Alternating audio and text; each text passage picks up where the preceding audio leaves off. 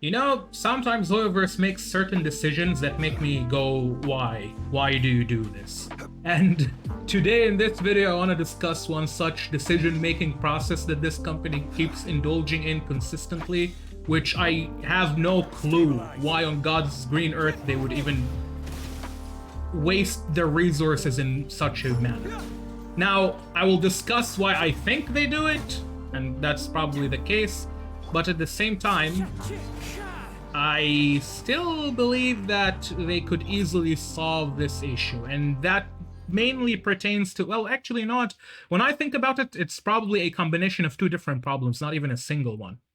So I'm talking about story quests, giving 4-star characters story quests, in addition to certain events that come out in Genshin that are really, really good, but then they go away and not a single future player will be able to experience them again, unless they go and watch them on YouTube, of course, which is not getting the full gameplay experience. So what events am I talking about? For example, if you're an OG, then you probably remember the very first Albedo Dragonspine event. That's one such event that I'm referring to. There is also the second Albedo Dragonspine event, because as it so happens, that second Albedo Dragonspine event reveals the identity of Gold. Thanks to that event, we know that Gold is Rheindotter. And for some reason, that is not in the story. So, unless I am mistaken, I don't think the Traveler canonically knows that Gold is Rheindotter if you played after that event came out. Does this make sense? I know Skirk mentioned Rheindotter, but she did not refer to her as Gold, unless they mention it somewhere obscure in the Arkham Quest during Fontaine. Anyway, the point I'm trying to make, even if the Traveler knows Rheindotter is Gold, the point I'm trying to make. There is another really good event quest that came out recently, and that was the flagship quest for patch 4.2 with Freminet, right? With Thelxie. And what was the name of the woman? Zuria.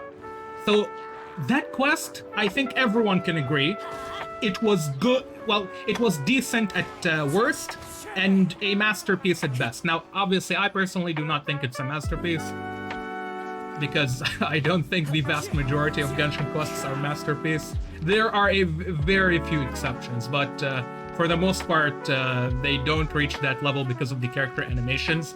At any rate, it was still a very, very good story. I think we can all agree on that. And it's gone. You can never play it again, even though, by the way, keep in mind, this is very important. That quest is actually lore relevant. It is actually lore relevant. Let me see if I can find the storybook. Thelxie. I think we get it as a souvenir. Oh, there we go. So this quest is... I'm not gonna say everything I think about it right now. However, I have a feeling, especially with the Rainbow Bridge, that this is some kind of reference to either Khaenri'ah or the Sealies, with Zuria and Thelxie obviously being allegorical characters for different historical characters from the past.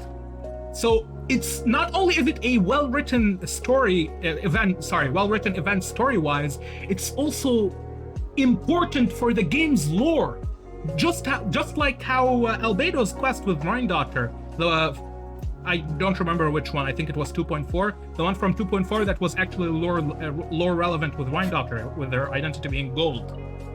So even though it was a very well-written quest, even though I think every player agrees that it's a decent quest, somehow Hoyoverse removed it, and not a single future player, or any player that began during this patch, will ever be able to experience it again or play that quest again, if they cared about it. Obviously, I know that there is a very big chunk of players who don't actually care about the story in Genshin, and that's fair. But yeah, they're not going to be able to experience it again. Now, you might think that this is done for FOMO. And for the most part, it is done for FOMO. That is correct. Hoyoverse does engage in FOMO strategies a lot. Something that I noticed is that, as you probably know, 4-star characters do not get story quests. You know what character was featured in Zuria's event? It was Freminet, right? And Freminet is a 4-star character. Now, 4-star characters, aside from the ones from patch 1.0, do not get story quests. However, why not keep the Zuria event if it is lore relevant in the story? If it is a well-written event and you worked on it, you had animators animating it, you had voice actors, all of that stuff. Why remove it from the game and prevent future players from playing that event, even though you could simply, very easily implement that event as a permanent story quest for Freminet in Genshin Impact? It's that simple.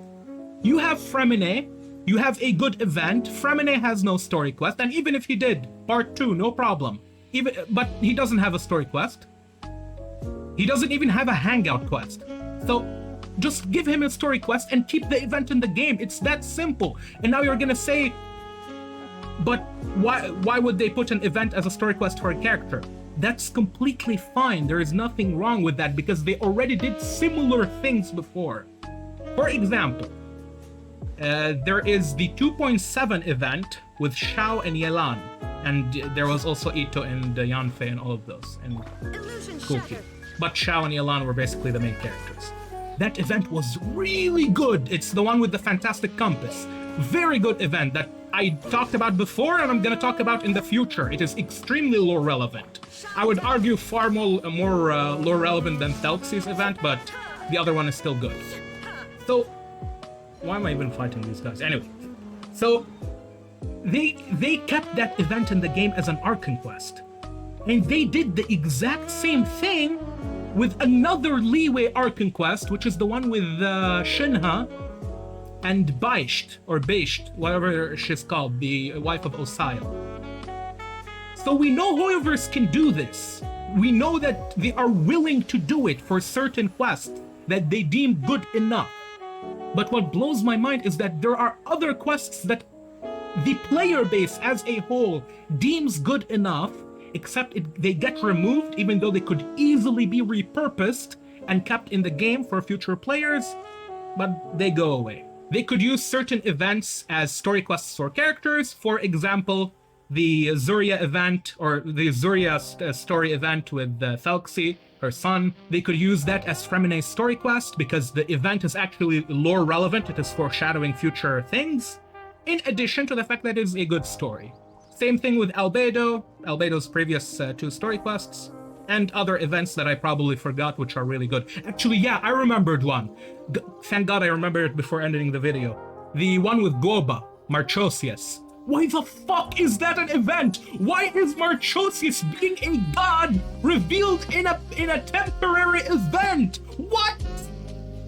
Oh my god, Hoyoverse, why do they do this? Anyway, I'm gonna end it here. I have a lot of videos to make for the upcoming few days. And yeah, get ready for a very big Baiju theory sometime soon. And I'm also working on my Zhongli erosion theory that I promised during the last few days in December.